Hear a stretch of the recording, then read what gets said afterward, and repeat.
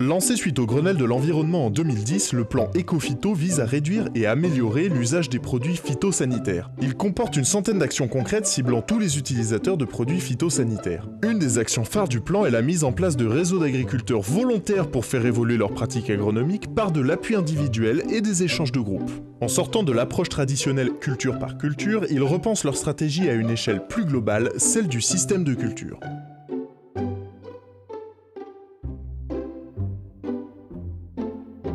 Mon exploitation se trouve dans les Côtes-d'Armor, sur la commune de Saint-Potent. J'exploite une surface de 92 hectares pour une SAU de 86 hectares, répartie en 38 hectares de blé, 32 hectares de maïs, 8 hectares d'orge et 8 hectares de colza. J'étais déjà dans un groupe culture depuis très longtemps, depuis mon installation. Une formation choc que j'avais suivie par l'intermédiaire du groupe culture, qui m'avait fait beaucoup réfléchir à notre exposition envers les phytos. Donc j'ai voulu de là vraiment faire attention à ma santé, mais aussi à celle de tout le monde, quoi. Je suis rentré dans le groupe des fermes et de défis Éco-Phyto en 2011, groupe emmené par la Chambre d'agriculture des Côtes-d'Armor, donc qui se trouve sur l'est du département, qui regroupe 12 exploitations. Concerné par la chose, par l'idée de réduire encore mes phytos, d'aller encore un petit peu plus loin dans la démarche.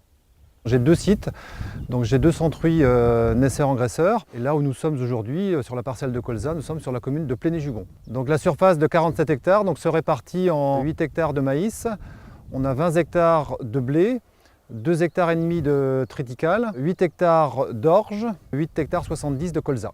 J'ai été amené à intégrer le groupe défi Éco-Phyto, tout simplement parce qu'on a une problématique BV contentieux, donc on est limité en apport azoté donc, sur l'exploitation. Pour gagner en efficacité économique au niveau de nos marges, on a été amené à revoir notre système de culture. La meilleure solution pour y arriver, c'était de diminuer les intrants et notamment toute la partie produits phytosanitaires. J'avais déjà pensé depuis longtemps, moi, à réduire mes phytos et donc je trouvais ça plutôt intéressant, la possibilité de conserver son rendement avec moins d'intrants. L'autre aspect auquel on a été sensibilisé, c'était plus un problème de santé. Donc on s'est quand même aperçu qu'il fallait quand même faire très attention avec les produits phytosanitaires. Et sinon l'autre aspect c'est d'un point de vue environnemental, et notamment la qualité de l'eau, pour éviter qu'on retrouve trop de molécules au travers des produits dans l'eau. La démarche aussi c'est de communiquer un petit peu nos pratiques, discuter des doses et des applications pour essayer de sensibiliser éventuellement d'autres agriculteurs.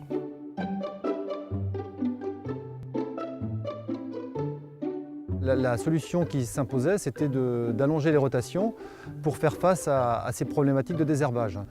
Et donc c'est ce qui a été mis en place. On a notamment introduit des cultures de printemps, qui sont le maïs, l'orge de printemps également et les pois protéagineux. Au sein du groupe, on avait travaillé les systèmes de culture, donc je pense éventuellement à encore ramener une nouvelle culture qui serait l'orge de printemps peut-être, ou voire du soja ou autre. Alors l'objectif des plans de campagne, c'était réduction des herbicides. Donc là on ne faisait après le semis qu'une demi-dose d'herbicides. Donc ça permettait éventuellement avec le couvert de récupérer un petit peu d'azote par l'implantation du couvert. On a modifié l'itinéraire technique au niveau du colza, donc on est plus sur des implantations sur la fin août. Au travail du sol, donc là on fait un déchômage après les céréales, un labour et un semis classique avec un semoir conventionnel. Le contrôle des insectes, c'est d'abord le semis précoce, donc un colza bien développé qui va mieux résister aux altises. Et puis avant tout, c'est de l'observation. On va dans les parcelles, on contrôle les cuvettes et on se réfère aux outils d'aide à la décision. Suite au travail du groupe, j'ai donc pris la décision de semer à 75 cm d'écartement, 20 à 25 grains au mètre carré, donc le semis en ligne, un désherbage à demi-dose, suivi d'un binage à l'automne. On a conservé le fongicide, on a éliminé le régulateur, on choisit des variétés résistantes.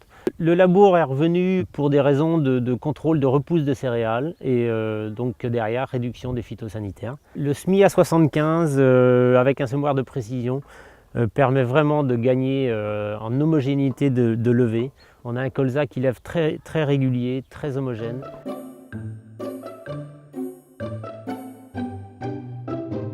La réduction des phytos s'opère aussi sur les autres cultures. L'équipement dans la bineuse a permis de biner le maïs également. On fait un désherbage chimique quand le maïs arrive au stade 3 feuilles et ensuite on effectue un binage. Donc, ce qui fait que ça permet quand même de réduire l'IFT, l'indice de fréquence de traitement, notamment sur le maïs. Donc là on s'applique entre entre chaque culture à une implantation beaucoup plus soigneuse des couverts végétaux. Ça permet au printemps d'avoir un sol beaucoup plus ressuyé et beaucoup plus facile à travailler. J'ai l'impression quand même de sortir moins le pulvérisateur. J'observe beaucoup plus les parcelles avec une connaissance accrue. Je suis plus tolérant peut-être vis-à-vis de certains insectes.